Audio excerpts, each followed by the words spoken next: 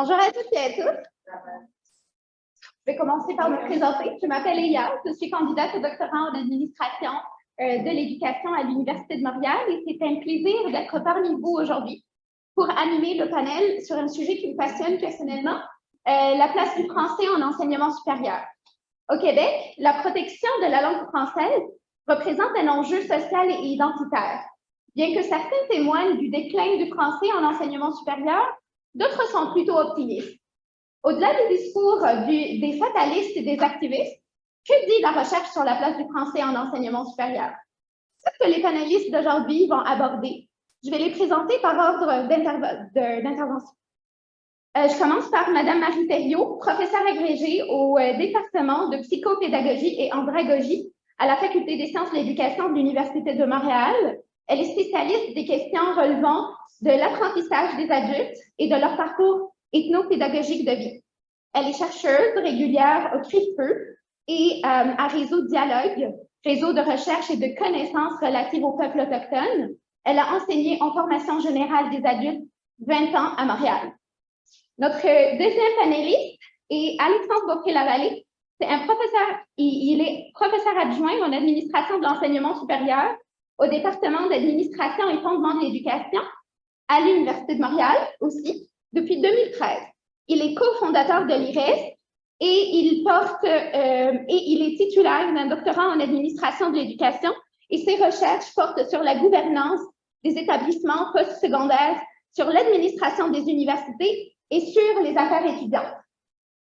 Notre troisième panéliste est Olivier Bégin-Coët, professeur adjoint en enseignement supérieur comparé au département d'administration et de fondement de l'éducation de l'Université de Montréal, détenteur d'un doctorat en enseignement supérieur de l'Institut d'études pédagogiques de l'Ontario, OID, à l'Université de Toronto. Il a complété un post-doctorat et demeure membre associé au Centre interuniversitaire de recherche sur la science et la technologie. Il est aussi cofondateur de l'IRES.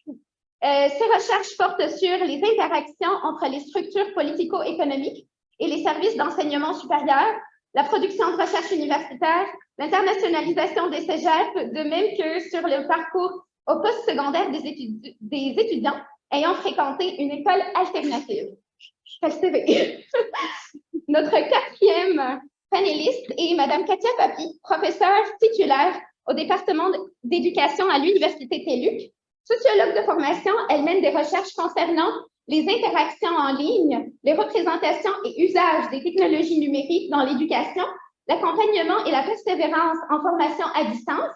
Elle est directrice de l'Observatoire du numérique en éducation et rédactrice en chef de la revue Médiation et médiatisation et de la partie francophone de International Journal of E-Learning and Distance Education. Le mot est vous. Merci.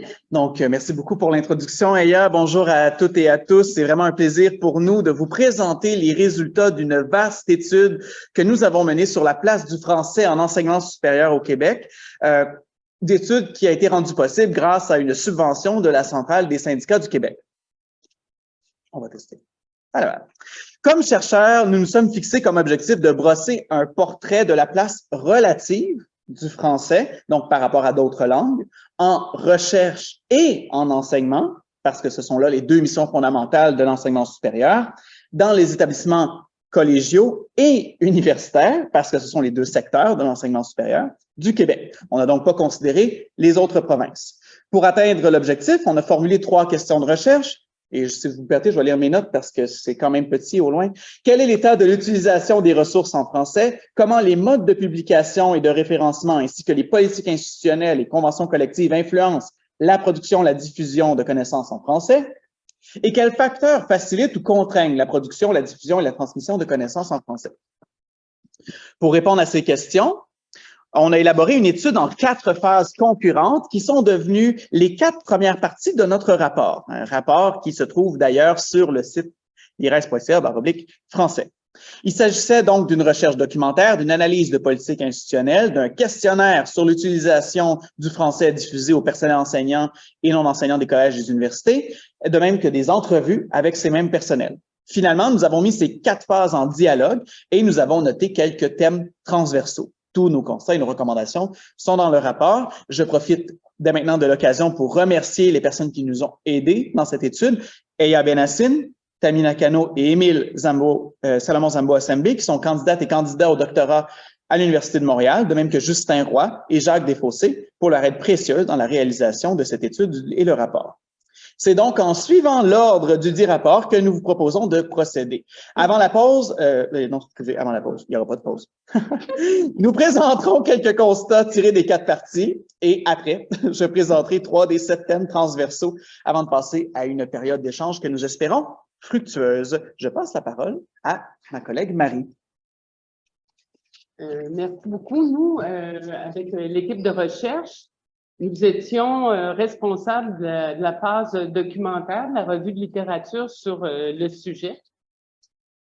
Nous avions des objectifs qui étaient de produire des connaissances sur la place du français en enseignement supérieur et en recherche dans les cégeps et universités. On voulait examiner la littérature scientifique nationale et internationale, la littérature des organismes gouvernementaux scientifiques des partenaires, un deuxième type de littérature, ainsi que les publications professionnelles issues de certains partenaires, le type 3 de littérature. Et puis, on voulait dégager les enjeux scientifiques internationaux et nationaux en matière d'activité de recherche et d'enseignement supérieur. Donc, on avait certaines hypothèses, c'est-à-dire l'existence d'une thèse dominante et d'une thèse émergente. La thèse dominante étant le déclin en termes de publications scientifiques, mais une activité scientifique innovante en français, observable dans tous les cycles de la recherche, y compris dans les centres collégiaux de transfert technologique. Et également, on voulait approfondir le rôle des organismes gouvernementaux et de recherche, plus spécifiquement, sur cette question. Il y a certaines étapes qui nous ont guidés. D'abord, la revue systématique dans les 3 types d'écrits, ce qui nous semble correspondre à l'activité de recherche et l'activité de pratique en sciences de l'éducation. La création d'une bibliothèque de référence par thématique, la création d'une bibliographie générale, la création d'une base de données sur Zotero. On a regroupé 174 titres qui portaient spécifiquement sur la question. L'analyse de documents par codage, c'est-à-dire qu'on a codé un certain nombre de textes. On a examiné la sensibilité aux 2 thèses exprimées puis au type par rapport au type de littérature examinée.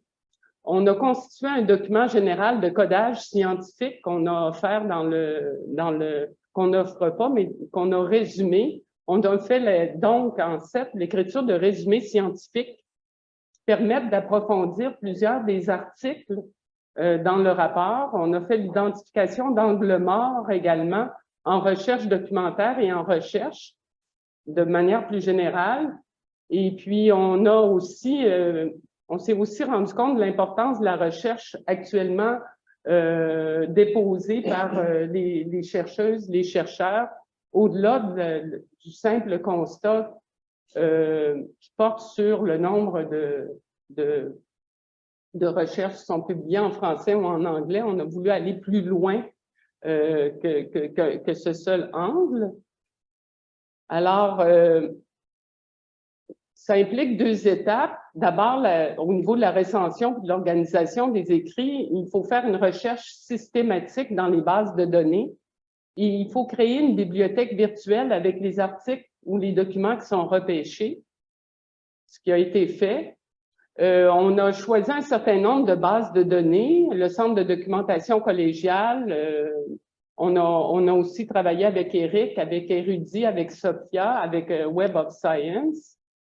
Et puis, on est arrivé au constat suivant, c'est que malgré un succès relatif, s'informer sur notre question reste difficile selon la conception actuelle des outils que nous avons. D'abord, il y a plusieurs bases de données qui mélangent des sources d'échelle nationale et internationale. Il y a des métadonnées, des documents qui ne traduisent pas toujours notre question. Alors, on repêchait des documents qui n'étaient pas en lien avec la thématique. Et puis, pour ce qui est des CCTT, La documentation qui est produite est souvent inaccessible. J'ai cru constater qu'il y a d'ailleurs un colloque à l'ACFAS sur cette question qui est très importante, qui va être très innovante et auquel, évidemment, j'ai l'intention de m'intéresser. Je passe parce que c'est pas des... comment vous dirais-je? On repêche les textes, mais on se rend compte que notre thématique n'est pas toujours traitée de manière optimale. C'est qu'on est beaucoup, on est encore dans l'optimisation, si vous voulez, des outils de recherche si on veut repêcher l'ensemble des documents qui toucheraient à notre thématique. Alors ici, on explique comment on a indexé, dans le fond, ces documents-là. Je n'irai pas de façon trop approfondie, mais vous avez le vocabulaire là, qui nous a servi à monter, si vous voulez, les bibliothèques de référence, à repêcher les articles. Et puis, si vous voulez les consulter, enfin, ça relève plus de l'indexation, si vous voulez, des documents. Et puis, ce qu'on a découvert, dans le fond, au niveau de cet aspect-là, c'est qu'il y a des termes d'indexation qui touchent à notre question qui existe, mais ils ne sont pas toujours utilisés pour décrire les documents pertinents. Ils sont rarement utilisés conjointement pour décrire un document. Ils sont parfois vagues et s'appliquent à des documents sans lien avec notre projet. Alors, c'est un problème commun, mais si la communauté scientifique s'intéresse à la dynamique linguistique dans le milieu de l'enseignement, ça pourrait être pertinent de le prendre en considération dans ce cas précis avec les personnes ou les chercheurs qui sont spécialisés sur cette question. Au niveau des CCTT, en 2020, les CCTT ont conduit une dizaine de milliers de projets de recherche, mobilisé un peu plus de 1500 membres de la communauté savante et ont eu des retombées sur des centaines d'enseignants au niveau collégial et d'étudiants aussi. Les projets en partenariat avec le privé, par contre, sont souvent inaccessibles. Les sommaires des activités rendues par le gouvernement n'abordent pas la question de la langue utilisée. Alors, c'est un angle mort dans notre compréhension de la dynamique linguistique. On peut avoir la solution de couvrir le profil linguistique des activités des CCTT, par exemple, dans les bilans. Au niveau de la dimension plus revue systématique dans la littérature, ben, il y a une démarche générale qui est la suivante, consulter la consultation de la bibliothèque de référence et des bibliographies. D'une part, il faut le faire. Dans un deuxième temps, il faut sélectionner les écrits scientifiques et professionnels, en faire une lecture approfondie, coder les écrits, produire à partir de ce codage d'écrits-là des résumés scientifiques. Et puis, on s'est rendu compte que ça nous permettait d'ajouter des métadonnées sur les thèmes suivants, qui étaient les cégeps anglophones, les dynamiques linguistiques en sciences naturelles, la médecine, l'éducation, les dynamiques linguistiques en sciences sociales et humaines, l'enseignement du français, l'internationalisation de la publication savante, la loi 96, la prépondérance de l'anglais dans la publication savante. Alors, ce sont aussi des éléments qu'on a ajustés à la bibliothèque de référence qui permet, pour qui s'intéresserait à ces questions-là, de regrouper dans la bibliothèque Zotero les écrits plus spécifiques qui porteraient sur ces thématiques. Alors, quels sont, selon nous, les angles pour aborder la vitalité linguistique du français au poste secondaire? Bien, il y a plusieurs angles. Il y a d'abord la disparition des écrits scientifiques en français. Ce sont des tendances internationales et nationales. Il y a la question de l'internationalisation également, la question de la pression des pressions sur la carrière. Il y a aussi, en même temps, sur la question de notre dynamique, l'apparition d'une recherche émergente qui témoigne de pratiques innovantes dans les milieux collégiaux, universitaires. Je parle ici, par exemple, rapidement, là, puis ça a été codé dans nos articles et puis par la suite, il y a des résumés là-dessus pour éviter qu'on se concentre uniquement sur un aspect. Donc, les questions, par exemple, de jumelage interculturel, c'est une dimension qui est importante pour favoriser la recherche en français, la socialisation linguistique, par exemple, le rôle de la pédagogie et de la didactique. Ce sont des dimensions qui sont prises en considération dans tous les cycles de la recherche par une recherche émergente et des collègues. Il y a aussi toute la question du rôle de leadership des CCTT en innovation, en recherche, en développement. Et puis, il y a les développements d'initiatives scientifiques sur plusieurs aspects des cycles de la recherche, en particulier en termes de méthodologie, de mobilisation des connaissances également. Oui, il y a une dimension qui est je rédige mon projet de recherche, mais entre la rédaction du projet de recherche et sa publication, il y a plusieurs phases dans la recherche et ces phases-là, ils échappent à, c'est-à-dire, vous comprenez ce que je veux dire, ils échappent à la thématique, par exemple, de la disparition du français ou d'autres langues, ça peut être l'espagnol, ça peut être le finlandais. C'est que, oui, les recherches peuvent être publiées en anglais, mais l'activité de recherche n'est pas nécessairement en anglais non plus. Nos participantes, nos participants vont s'exprimer dans la langue qui est la langue pour laquelle la recherche, langue dans laquelle la recherche se déroule.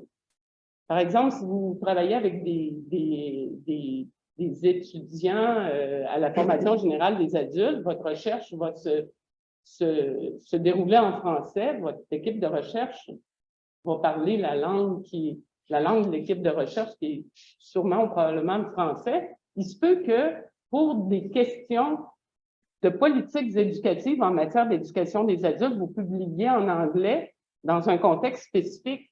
Mais au niveau de la mobilité, il y a toutes ces dimensions qu'on doit considérer qui nous apparaissaient importantes, plus les thématiques qui étaient traitées. Alors, il faut privilégier un approfondissement des méthodologies utiles pour rendre compte de la vitalité du français. Il faut diversifier les thématiques traitées et le développement des approches portant sur la question. Il faut traiter de tous les aspects des cycles de la recherche, dont leur dimension psychologique, pédagogique et sociale, puisque nous sommes en sciences de l'éducation. Il faut mieux comprendre les liens entre recherche, didactique, pédagogie dans les milieux. Il faut créer aussi des ponts interculturels et interlinguistiques, renforcer les politiques et les règles permettant la valorisation du français. La valorisation n'est pas juste un terme, hein? La valorisation du français ou d'une autre langue dans un autre pays comme langue scientifique, s'interroger également sur les dimensions inhérentes aux faits éducatifs en matière de synthèse des connaissances, privilégier un système de recherche documentaire plus performant également, et puis utiliser les conclusions de cette recherche dans ces 4 dimensions pour développer une perspective scientifique internationale, la nôtre, qui soit transférable dans d'autres pays ou États. Ça, je pense que c'est un point qui est important. Et en fait, de cette façon, valoriser la recherche au Québec en matière de vitalité linguistique d'une langue. Ici, c'est le français. Dans un autre pays, ça pourrait être une autre langue, en contexte nord-américain plus spécifiquement. Je vous remercie. Je commence à avoir un mal, mes yeux me font mal. Je vais m'enlever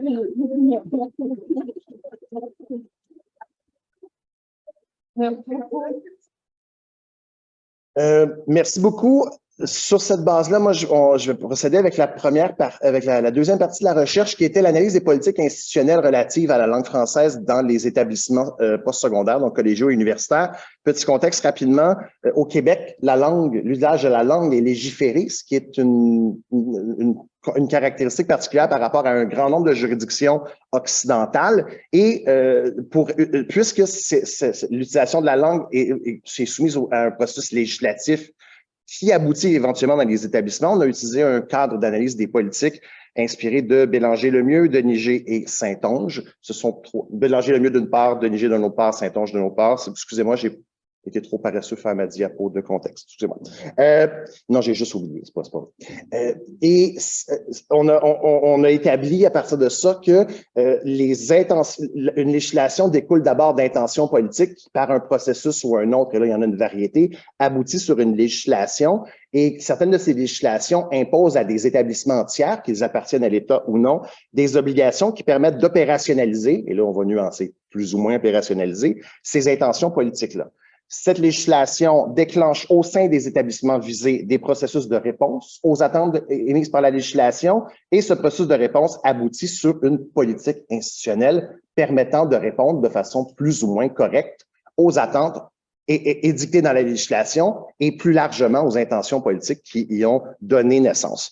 Nous, ce qu'on a fait dans cette question-là, ça a été d'aller chercher la question des politiques linguistiques dans les établissements. Il a d'abord fallu faire un passage par l'analyse de la Charte de la langue française, puis une analyse de conformité avec chacune des politiques. On va vous épargner ces étapes-là. Ça fait de très bonnes questions de suivi, si ça vous intéresse. Et on a répondu à la sous-question de la question 2, qui était comment les établissements répondent-ils aux attentes de l'État par le biais de leur politique linguistique. On a donc procédé à d'abord une analyse de contenu thématique avec une méthodologie tirée de Bardin, je ne sais pas pourquoi là j'ai mis l'année 2009 et Van der Maren 96, d'abord de la Charte de langue française. Puisqu'on a commencé en 2022, on a utilisé la version pré-projet de loi 96 parce que les politiques linguistiques, les établissements avaient 1 an pour s'adapter, répondre à ces attentes-là. Le projet allait être terminé avant la date limite, ce qui nous garantissait presque à 100% qu'on n'aurait pas un échantillon complet de tous les cégeps avant la fin du contrat. On a décidé de ne pas tenir compte de la politique du projet de loi 96. Et on a créé une grille d'analyse de façon itérative à partir des exigences des catégories thématiques contenues dans la Charte de langue française, qui a été bonifiée au fur et à mesure des analyses par une approche itérative lorsqu'émergeaient dans les politiques des contenus qui n'étaient pas au départ intégrés dans la charte, ce qui a permis à M. Émile Salomon Zambo-Assembe de devenir un spécialiste de l'analyse, du codage et du traitement des politiques institutionnelles. Je tiens à souligner le travail d'analyse des 57 établissements qu'il a fait de façon excessivement minutieuse. Ça là nous donne... on a décidé de faire 2 analyses, une première sur les politiques institutionnelles et une deuxième lorsqu'on discutait avec la CSQ, il y avait la question qu'au-delà de la législation et des politiques institutionnelles, il y a aussi la question des conventions collectives qui encadrent le fonctionnement des établissements et qui ont un statut quasi législatif. Donc, on l'a fait en 2 phases. D'abord, les politiques et on a ensuite décidé qu'on allait reprendre cette grille d'analyse-là pour l'appliquer aux conventions collectives de chacun des établissements dont les personnels enseignants étaient représentés par la CSQ. C'était une recherche dans le cadre de la CSQ. Pour les politiques institutionnelles, il n'est pas à l'écran mais je tiens à le dire parce que c'est intéressant, les 57 politiques sont parfaitement en conformité avec les exigences de la Charte de la langue française. De toute évidence, il y a eu des allers-retours. Au niveau collégial, on a remarqué qu'il y a le même canevas, la même politique revient dans plusieurs cégeps, avec juste le nom du cégep qui est changé et parfois le nom de la personne qui est responsable de l'application de la politique. Il y a du mimétisme qui est très fort entre les collèges. C'est pas le seul moment où on l'observe. Dans la réalisation des plans stratégiques, il y a un fort mimétisme, mais aussi un fort mimétisme dans la réalisation des plans de réussite, des projets éducatifs de l'ensemble. On peut souligner à cet égard, dans les lectures qu'on avait fait aussi, le rôle de la Fédération des cégeps dans la coordination et le soutien aux établissements. Ce qui fait que dans les 43 cégeps, 43 politiques dans les cégeps francophones qu'on a analysés, il y a 3 grands clusters, il y a 3 grandes catégories. La première qui est, et là, les constats qui sont là sont à la fois pour les cégeps et les universités. Le français est explicitement prédominant dans l'ensemble des politiques. Toutes les politiques linguistiques de tous les établissements francophones placent le français comme non seulement la langue d'usage, mais utilise généralement un langage qui va au-delà des exigences de la Charte de la langue française. Plutôt que de répéter ou de reprendre l'esprit, on va au-delà de dire le cégep, et là, l'exemple que j'ai ici, c'est le cégep Lionel-Groulx. Non seulement le cégep Lionel-Groulx parle du fait que la langue de travail, d'enseignement, de recherche, d'apprentissage, de communication, tant à l'oral et l'écrit qu'à l'écrit est le français. Le paragraphe suivant parle du fait que le cégep Lionel-Groulx s'identifie comme étant fortement dans une culture résolument, je m'excuse, le terme c'est résolument, francophone et francophile. Ce n'est pas qu'une question de conformité. Le français est présenté comme étant un élément identitaire des établissements collégiaux et de la majorité des établissements universitaires. Pas tous, on va le voir dans quelques instants. Mais même lorsque cette primauté-là est affirmée explicitement, elle est presque systématiquement accompagnée de nuances et d'exceptions. Et là où c'est intéressant, c'est que, on dit dans le rapport, plus ou moins proximal à l'affirmation. Souvent, ces nuances-là sont mises plus tard dans la politique. Par exemple, au cégep de Saint-Hyacinthe, le français est la langue d'enseignement au collège, sauf pour les cours de langue autres que le français, et un peu plus loin. De plus, pour répondre à des besoins particuliers, le collège peut autoriser l'usage d'une langue d'enseignement autre que le français. Ça, c'est après avoir déclaré que le français était la langue d'enseignement du collège. Deuxième constat, il y a, dans les cégeps, les politiques linguistiques passent énormément d'espace à expliciter la répartition des responsabilités pour l'application de la charte de langue française. Et même si ça prend beaucoup de temps, ça se résume généralement à la même chose, la direction générale et la direction des études. Certaines prennent 2 pages pour expliquer ce que d'autres écrivent en 2 paragraphes.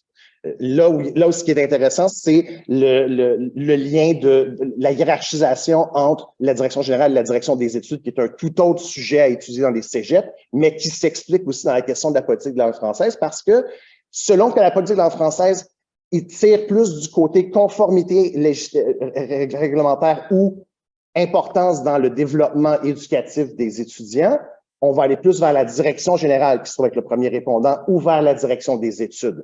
Il semble, mais ce n'était pas un élément d'analyse, que la primauté qui est accordée à la responsabilité entre un des 2 dirigeants principaux reflète l'importance qui est accordée aux Français dans l'organisation en tant que telle. Plus c'est curriculaire et basé sur la réussite, plus la direction des études a du pouvoir, alors que plus c'est simplement une question de conformité législative, plus c'est une question qui relève de la direction générale. Dans les universités, cette responsabilité-là se résume systématiquement à un paragraphe. Et depuis la modification du projet de loi 96, ça doit être le premier ou la première dirigeante. D'habitude, c'est soit le vice-recteur, vice-rectrice aux études, soit le secrétaire ou la secrétaire générale dans les universités. On pousse pour du matériel pédagogique de qualité plutôt que du matériel pédagogique rédigé en français. La majorité des établissements collégiaux vont parler de « à qualité égale, on choisit le matériel pédagogique en français » et vont laisser sous-entendu ce qui se passe lorsque la qualité n'est pas égale. C'est plus clair dans les universités où les paragraphes sont beaucoup plus nuancés et vont laisser au corps professoral le choix de déterminer ce qui constitue le meilleur matériel. Et une fois de temps en temps, je vais prendre l'exemple notamment de l'Université de Montréal, l'institution préfère le matériel didactique en français. Ceci étant dit, les professeurs et chargés de cours demeurent premiers responsables de ce matériel pédagogique-là.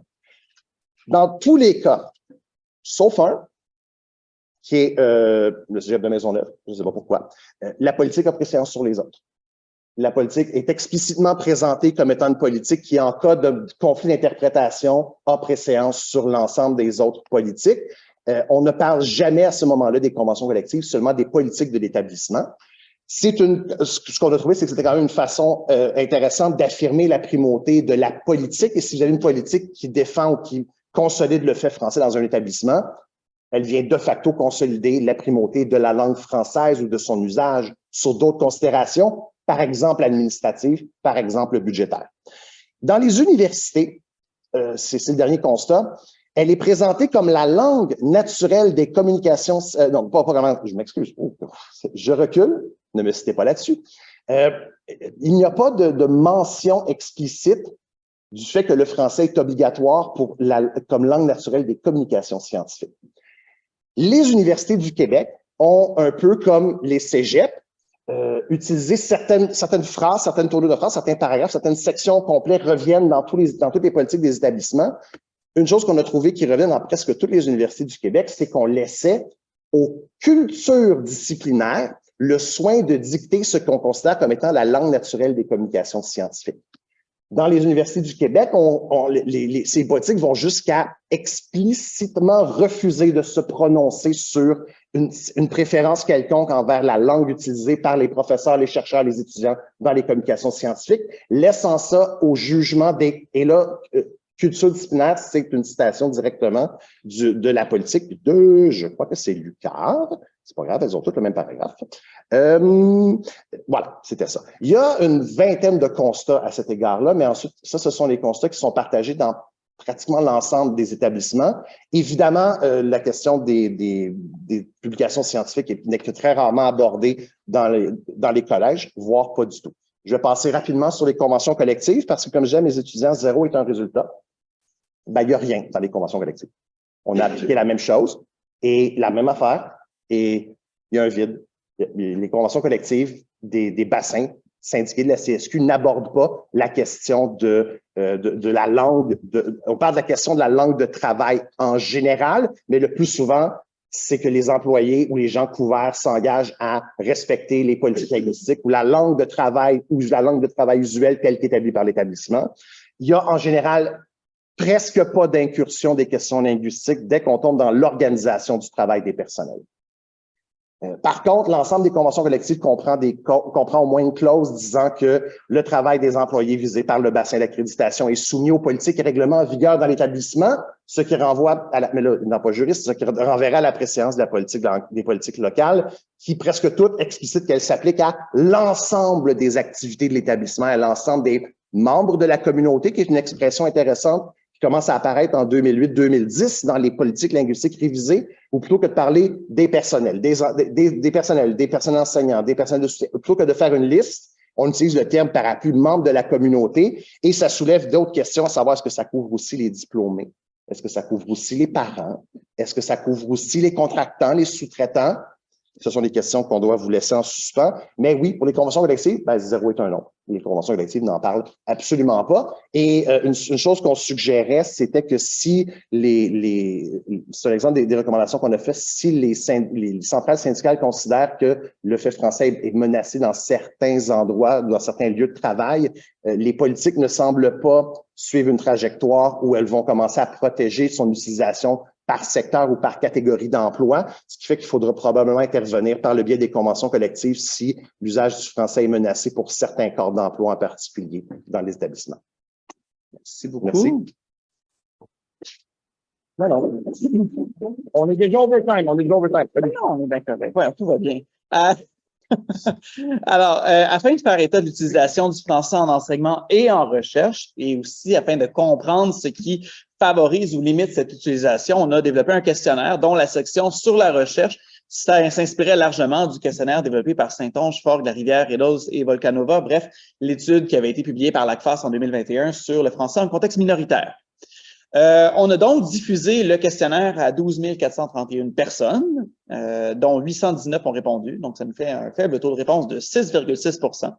On a quand même une belle représentation du collégial et de l'université. On a aussi une belle représentation des sciences humaines et naturelles, mais on a une faible représentation des personnes œuvrant dans la grande région de Montréal, des personnes qui s'identifient comme hommes, des personnes qui n'ont pas le français comme langue maternelle et des personnes appartenant à un groupe minoritaire. Bref, tout ceci doit nous inciter à la prudence lorsque nous regarderons les résultats ensemble.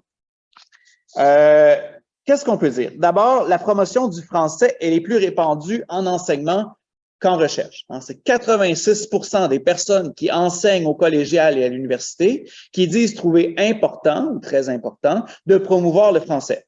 Ce qui est intéressant aussi, c'est que lorsqu'on leur demande de décrire un cours typique qu'ils enseignent, les personnels enseignants rapportent que 85 % des ouvrages obligatoires et 84 % de tout le matériel qui a servi à élaborer le cours étaient rédigés en français. Quand même une nouvelle positive et surprenante. Bref, les ressources en français sont largement utilisées dans les collèges et les universités. Par contre, on remarque que bien moins de personnes qui font de la recherche considèrent important de publier en français par rapport à l'anglais. De même, lorsqu'on fait le décompte de tous les types de contributions des chercheurs au cours des 3 dernières années, c'est seulement 45 % de toutes les contributions qui sont rédigées en français. Et lorsqu'on parle que des articles dans les revues savantes, c'est 21 %. Donc ça correspond à la thèse dominante dont Marie parlait au début. Ça confirme que la science produite au Québec, qui est la plus largement représentée dans les bases de données bibliométriques actuelles, elle est en anglais. Par contre, et ça, je trouve ça important de le dire, il y a toute une science moins visible qui demeure en français. En effet, quand on compte les conférences publiques que prononcent les chercheurs, les livres savants qu'ils publient, les articles dans les revues professionnelles, les manuels scolaires qu'ils produisent, mais là, c'est plus de la moitié qui sont rédigés en français. C'est la même chose lorsque des chercheurs collaborent avec des partenaires de la communauté. Il faut donc nuancer cette thèse du déclin du français. Maintenant, oh boy, ouais, j'espère que c'est quand même plus gros de votre côté que du mien. Donc, qu'est-ce qui fait qu'une personne utilise du matériel en français en enseignement ou en recherche? Bien, ici, on vous présente une liste de facteurs auxquels les participants devaient attribuer un score de 1, soit une forte influence négative. Donc, cet élément-là a une forte influence négative sur ma propension à utiliser le français. À 5, cet élément-là a une forte influence positive sur ma propension à utiliser le français. 3 étant aucune influence. Donc, en fait, on réduit de -2 à +2, puis 3 étant le 0, mais bref, SPSS n'aime pas les négatifs. Ce qu'on remarque, c'est que le facteur qui influence le plus la propension à utiliser des ressources en français, c'est la maîtrise de la langue par l'enseignant lui-même. Ça a comme du sens. Viennent ensuite les politiques de l'établissement, ça rejoint ce qu'Alexandre a dit, le choix que fait le professeur responsable du cours, dans le cas où ce serait un chargé de cours, par exemple, l'autonomie qui est accordée à la personne qui enseigne et les exigences de l'établissement. Les facteurs en couleur bleue sont très nombreux, mais leur score était si près du score moyen pour l'ensemble, parce que l'ensemble, le score moyen, c'est 3,57. On se dit quand c'est trop proche de la moyenne, on ne le distingue pas assez. Donc, on ne peut pas dire qu'ils sont déterminants. Le seul facteur qui a obtenu un score moyen négatif, donc influence négative, c'est un facteur qui est autre, finalement, qui était d'autres éléments que les chercheurs ont mis. On pourra s'en reparler à la période d'échange, si vous voulez. Qu'en est-il de la recherche? Encore une fois, la maîtrise de la langue par le chercheur est le facteur qui exerce la plus forte influence sur la propension à utiliser des ressources en français, en recherche. Hein? Donc, bref, peut-être, je ne sais pas si on travaille sur la maîtrise de la langue par nos personnels, peut-être qu'on va avoir, je ne sais pas, peut-être qu'il va avoir un impact. C'est ce qui est intéressant, c'est que le deuxième facteur en recherche qui a la plus forte influence, c'est la maîtrise du français par les personnes avec qui le chercheur collabore. C'est bien logique que si vous travaillez avec des gens qui ne parlent pas français, votre propension à utiliser le français va être quand même amoindrie. De manière concomitante, les facteurs qui exercent la plus forte influence négative sont les collaborations internationales et nationales en recherche. Ce que tout ça nous dit, c'est que la langue est d'abord et avant tout un outil de communication et que le choix d'une langue va dépendre de sa maîtrise par les personnes impliquées dans l'activité communicative. Or, comme de plus en plus de recherches sont menées de manière collaborative et des études montrent que la distance géographique entre les collaborateurs s'agrandit de plus en plus, bien, on peut penser que le choix de l'anglais va devenir de plus en plus prépondérant. Notons quand même que le niveau de reconnaissance accordé à la recherche en français par les collègues des chercheurs et par l'établissement aurait une influence négative sur la propension à utiliser le français. Ce que ça veut dire, c'est que les profs nous disent, comme mes collègues, que mon établissement ne valorise pas la recherche que je fais en français, ben, ça ne m'encourage pas à faire de la recherche en français. Je termine en précisant que ces résultats diffèrent de manière assez importante selon le secteur d'enseignement et le domaine disciplinaire, sans doute. Les enseignants des collèges considèrent plus positivement la qualité et la disponibilité du matériel didactique et pédagogique en français que leurs homologues universitaires. D'ailleurs, la proportion du matériel en français dans les plans de cours des cégeps est pas mal plus importante que celle à l'université. Il y a probablement des enjeux aussi de maison d'édition, de fait qu'il y a c'est plus facile d'être rentable pour un manuel, pour un cours du collégial, mettons, psychologie, l'introduction à la psychologie, que quand on est rendu dans un cours de maîtrise en psycho encore, pour garder l'exemple, mettons. Donc, peut-être qu'il y a cet enjeu-là. Notons aussi que les politiques des établissements relatives à la langue française auraient une plus forte influence sur l'utilisation dans les collèges que dans les universités. Elles sont peut-être aussi plus coercitives, ou en tout cas, peut-être le langage est peut-être plus incisif. Et il faut le répéter que la production et la transmission de savoir ne peut pas être dissociée des cultures disciplinaires. Alors, l'importance du français, vous vous en doutez, elle est plus affirmée dans les sciences humaines et sociales, les lettres et les arts, et moins affirmée dans les sciences naturelles, la santé, le génie et les mathématiques. En matière de recherche, c'est encore plus frappant, alors que moins du tiers des contributions savantes des chercheurs en sciences naturelles des établissements francophones sont rédigées en français. Tout type de contributions confondues, moins du tiers. Pour comprendre un peu mieux comment les personnes expliquent ces résultats, je vais céder la parole à ma collègue Katia Papi.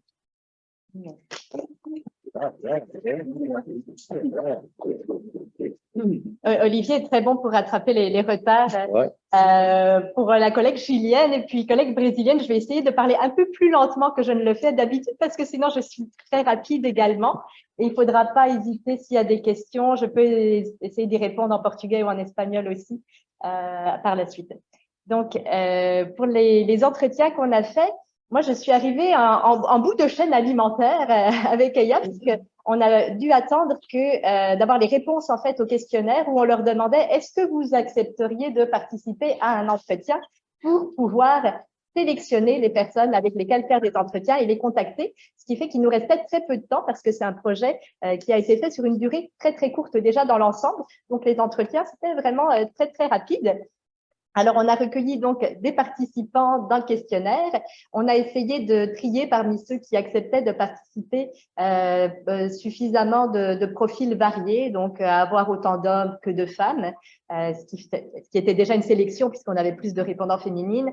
Essayer de varier les institutions. On voyait qu'il y en avait certaines institutions où on avait plus de potentiel, mais on disait non, faut varier. Et puis de chercher aussi à ce qu'il y ait des statuts variés et des institutions donc différentes, des personnes de cégep, des personnes d'université, des professeurs, des chargés de cours, des professionnels de recherche, etc. On a sollicité ces personnes par courriel en leur envoyant évidemment le formulaire de consentement. Et puis ensuite, on a fait les entretiens semi-directifs par visioconférence enregistrés. Les verbatims ont été transcrits et analysés avec NVivo par Eya. Alors oui, il faut que je change ici. Je le change aussi là parce que comme c'est petit, effectivement, on voit pas bien. Finalement, on a fait des entretiens avec 6 hommes et 6 femmes. La langue maternelle de ces 12 personnes est le français. On en avait une seule qui était bilingue, là, sa maman anglophone et son papa francophone. On a des personnes qui viennent de 4 cégeps ou collèges, de 6 universités et de 2 écoles supérieures. Donc, quand même une certaine diversité, même si le nombre d'entretiens est restreint du fait du manque de temps. 7 font de l'enseignement et de la recherche, 4 ne font que de l'enseignement et 1 ne fait que de la recherche. Donc, il s'agissait d'un professionnel de recherche dans une université. 8 personnes en sciences humaines et lettres et 4 en sciences et ingénierie. On n'a pas réussi à équilibrer tout à fait à ce niveau-là du fait des proportions qui étaient là pour les répondants au questionnaire. Donc, ces entretiens nous ont montré quoi? Nous ont montré bien qu'il y avait une grande importance du français pour ces acteurs. Ils nous ont tous dit, oui, le français est important pour moi, c'est important dans mes enseignements. Je n'enseigne qu'en français. Je cherche des ressources pédagogiques majoritairement en français. Les travaux et les examens dans mes cours se passent en français. Ils nous ont tous dit, on veut vraiment que nos étudiants aient un bon niveau de langue. Et quand on voit qu'ils ont des difficultés, on les renvoie vers les centres d'aide en français. On leur demande d'utiliser Antidote pour éviter trop d'erreurs, pour se corriger. Il y a même un établissement qui nous parlait d'un centre d'autocorrection. Et donc là, les étudiants pouvaient aller récupérer quelque part des points en allant corriger leurs fautes de français dans ce centre. C'était donc une façon de les inviter vraiment à travailler sur la qualité linguistique. Ceci dit, il y a quelques subtilités, même dans le monde de l'enseignement où on veut tout faire en français.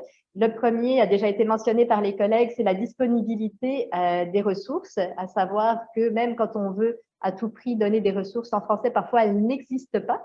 Par exemple, un professeur d'informatique nous disait, bien la Bible en informatique, elle est en anglais. Puis elle n'est pas en français, elle n'existe pas, donc je n'ai pas autre chose à leur donner. Pareil pour l'ancienneté des ressources, une professeure en communication nous expliquait que oui, il existe des textes de communication en français, mais ils sont souvent un petit peu anciens. Donc, si on veut avoir les recherches les plus actuelles, on est obligé également de leur proposer des textes en anglais, quand bien même ce n'est pas ce qu'on privilégie. Une différence aussi entre le premier cycle et le deuxième, troisième cycle, ça on le sait tous. Premier cycle, ils essayent vraiment de trouver, même quand il n'y en a pas, de faire ce qu'ils peuvent pour avoir vraiment tout en français. Au deuxième, troisième cycle, c'est plus accepté de dire, bien oui, il y a des ressources en anglais et puis on va faire avec. On voit également une différence entre les régions et Montréal. Alors, la majorité des entretiens se sont faits en région, puis quand on posait la question de l'importance du français dans l'enseignement, etc. Ça semblait comme une question qui tombait un peu creuse, c'est-à-dire, bah oui, on enseigne en français, on est au Québec, c'est normal, question bizarre, alors qu'à Montréal, on voit que la question était bien comprise, l'enjeu est là, est présent, donc la répercussion n'est pas tout à fait la même. D'ailleurs, pour moi qui vis à Québec, quand je suis arrivée hier, puis que j'ai vu que je pouvais pas faire mes courses en parlant français parce qu'on me comprenait pas, je me suis dit, ah oui, effectivement, c'est un autre monde. Donc voilà. On voit aussi qu'il y a une question qui concerne les enseignants et les étudiants étrangers.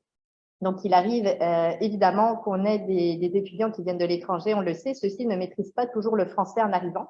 Pareil pour certains enseignants qui sont recrutés, on n'en avait pas dans l'échantillon, mais ils nous parlaient de collègues qui avaient été recrutés pour leur magnifique profil de recherche avec énormément de publications, tout en anglais, et qui finalement enseignaient en anglais.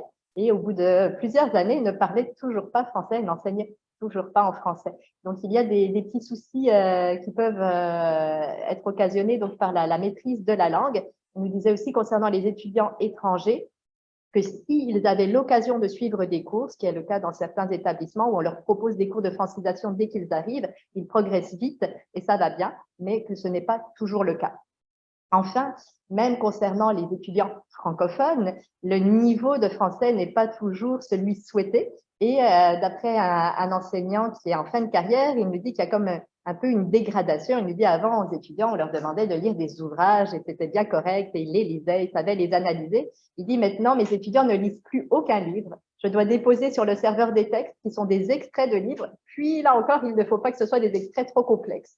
Donc, une diminution de la maîtrise du français, aussi bien en termes de compréhension que d'écriture, où il y a encore du travail à faire. Concernant l'aspect recherche, alors, qu'est-ce qui se passe? Les collègues l'ont déjà mentionné, donc le français, ça reste quand même la langue de travail parce qu'on est au Québec, parce que la majorité des personnes sont francophones, donc on travaille avec des collègues francophones en français, de même quand on travaille évidemment avec des collègues de la France, de la Belgique, de la Suisse francophone, etc. Par contre, l'anglais est souvent la langue de la communication scientifique. Donc, le projet, on va l'avoir travaillé en français, puis on va finalement le diffuser, le valoriser en anglais. Ce qu'on nous dit, c'est si c'est un projet pan-canadien et qu'il y a 4 ou 5 Québécois, entre nous, on va parler français, mais par contre, c'est évident que toutes les communications sont en anglais, les échanges sont en anglais si on veut être compris. Et à l'échelle européenne, je dirais un peu la même chose, sauf si on travaille seulement avec la France, on peut alors fonctionner en français à 100%. Donc, il y a toujours cet enjeu où on le sait bien, les anglophones font souvent peu l'effort d'apprendre le français et les francophones n'ont pas trop d'autre choix finalement que de se débrouiller au moins un minimum en anglais. Concernant la question aussi des institutions, puisqu'on en a parlé, c'est quand même dans les lois, on est supposé faire des choses en français, en tout cas au niveau de l'enseignement. Il y a quelqu'un qui nous dit, ils sont plusieurs à avoir cet avis-là, nous dire, bien, on est au Québec.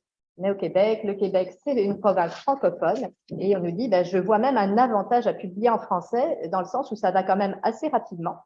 Et puis, probablement, j'aurai plus d'impact si je publiais dans certaines revues en anglais, mais en étant sur différents sites comme Academia, je vois quand même que je suis citée. Donc, je me dis, ben, finalement, même quand on publie en français, même si l'impact est un peu moins grand, ça n'empêche pas d'avoir de l'impact, en tout cas quand on est dans des disciplines en sciences humaines. Tandis que dans d'autres domaines, d'autres enseignants nous disent, dans ma tête, la langue de la science et des sciences, c'est l'anglais. De facto, je publie en anglais. Si on veut publier, on veut un journal en anglais avec un bon facteur d'impact. Donc, c'est ça. Plusieurs nous ont dit ça. C'était même pas un choix qu'ils faisaient de se dire est-ce que je publie en français ou en anglais. C'est directement, je vais publier, c'est forcément en anglais dans un, comment dire, pour certains, dans certains domaines, il n'y a même pas le choix. On nous dit de toute façon, dans mon domaine, il n'y a que des revues en anglais. Donc, quand bien même je voudrais publier en français, ça n'existe pas une revue en français.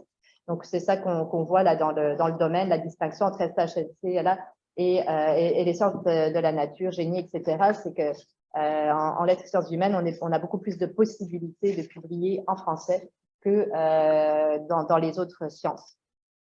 Enfin, il y a une différence aussi en fonction de l'âge de nos participants. Les plus anciens ont beaucoup publié en français Et c'était bien correct, et ils étaient très fiers de publier dans leur langue maternelle, mais ils nous disent, par exemple, si j'avais 20 ans aujourd'hui, et si j'étais au début de ma carrière, je publierais peut-être en anglais dans l'espoir d'être lu par un plus grand public. Donc, ils se rendent compte que finalement, les choses ont évolué et que même s'ils ont toujours tenu à publier en français, à un moment donné, ben, c'est peut-être pas ce qui est à privilégier pour les jeunes chercheurs.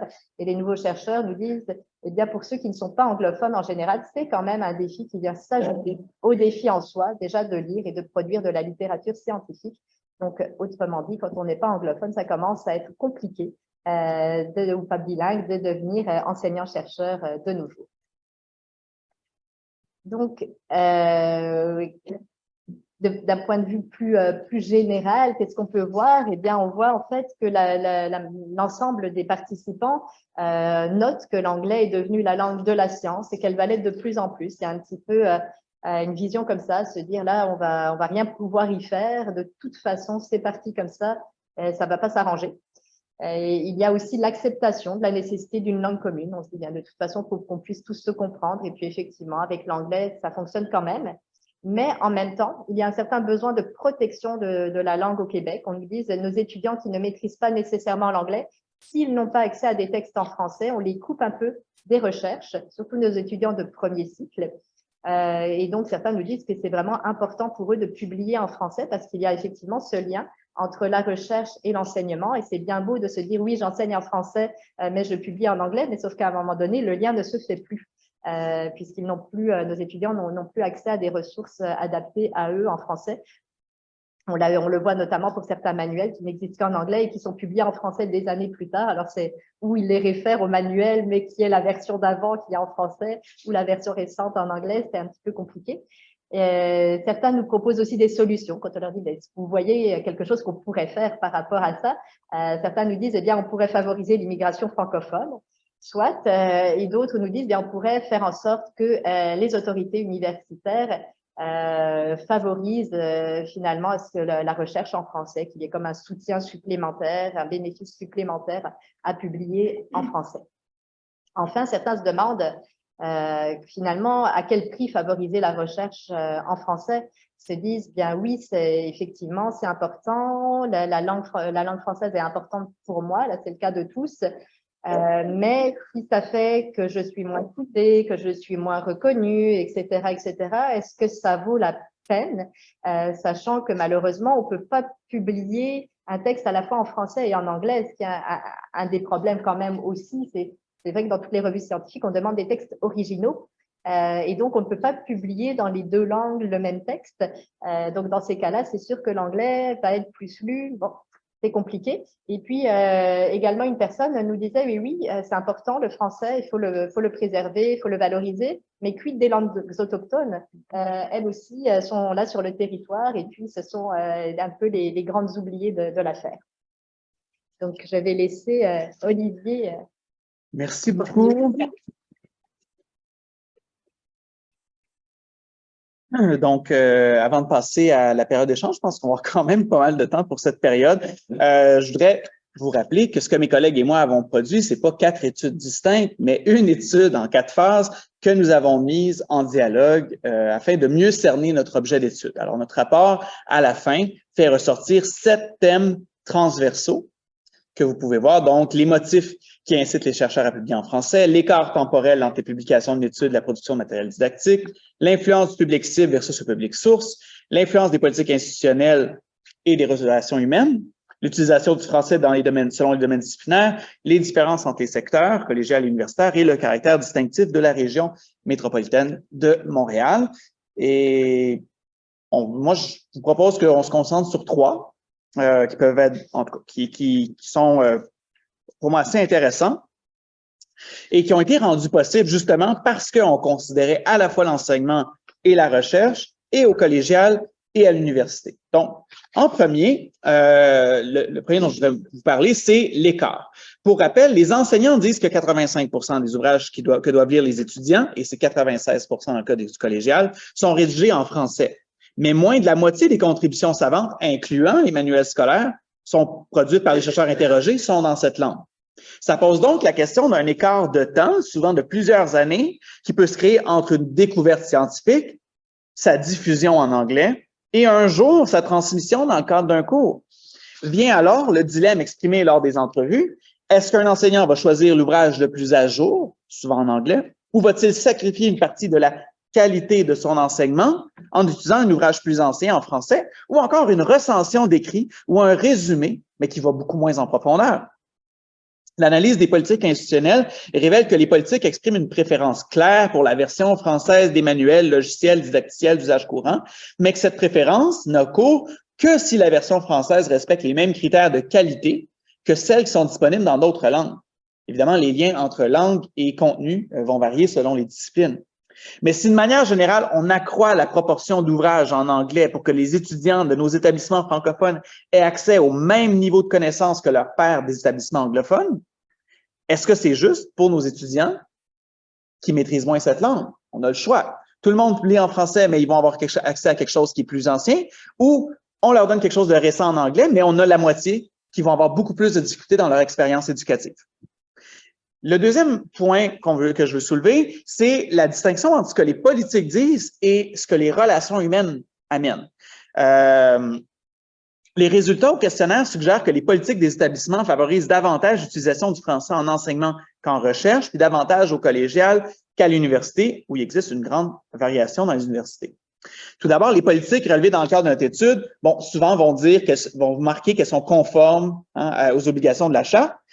La plupart d'entre elles vont quand même mitiger la primauté du français au sein d'un établissement par l'inclusion de nuances, d'exemptions ou d'exceptions qui viennent tempérer l'obligation de son usage. Les conventions collectives, on l'a dit, sont muettes quant à l'enjeu. Dans le secteur universitaire, il y a peu d'établissements qui formulent des engagements à fournir des ressources nécessaires à la promotion de la langue. Donc oui, c'est important, mais selon les cultures disciplinaires, ça peut varier. Puis il n'y a pas vraiment rien d'autre qui est mis en place pour donner de l'importance à cette langue-là. Donc, pour certaines activités, le choix de la langue est laissé à l'entière discrétion du chercheur, dont les impératifs linguistiques peuvent être complètement autres. Et ça nous amène à une tension entre la langue comme objet politique et la langue comme objet social. Pour rappel, le facteur qui influence le plus la propension à utiliser le français, c'est la maîtrise de la langue par l'enseignant et ou le chercheur, de même que par les personnes avec qui il collabore ou interagit. Donc, au-delà de ce qui est écrit dans une politique, la place du français relève de dynamiques sociales qui entourent l'enseignement et la recherche. On pourrait bien interdire de parler en anglais dans le cadre du travail, mais les chercheurs qui collaborent de plus en plus avec des gens d'ailleurs qui, eux non plus, n'ont pas l'anglais comme langue maternelle, là, mais avec lesquels les Québécois doivent communiquer, qu'est-ce qu'on fait? Il n'y a pas de réponse simple. Troisième lieu, rappelons que le secteur d'enseignement supérieur est composé de deux secteurs qui sont interreliés, mais indépendants. Or, les données montrent que l'enjeu linguistique est vraiment pas le même au collégial qu'à l'université. Contrairement à plusieurs universités, les politiques des cégeps sont plus récentes, plus vivantes, mettent plus d'accent sur la protection du français, sont le symbole du caractère francophone, on a donné l'exemple de Lionel Groulx, et de l'identité des établissements et même de la condition de réalisation de ces missions. De même, les enseignants du collégial considèrent plus important de promouvoir le français, de mettre plus d'ouvrages en français dans leur plan de cours. L'existence, je le répète, des maisons d'édition francophones associées au réseau collégial a probablement une incidence positive sur la qualité et la disponibilité des supports pédagogiques.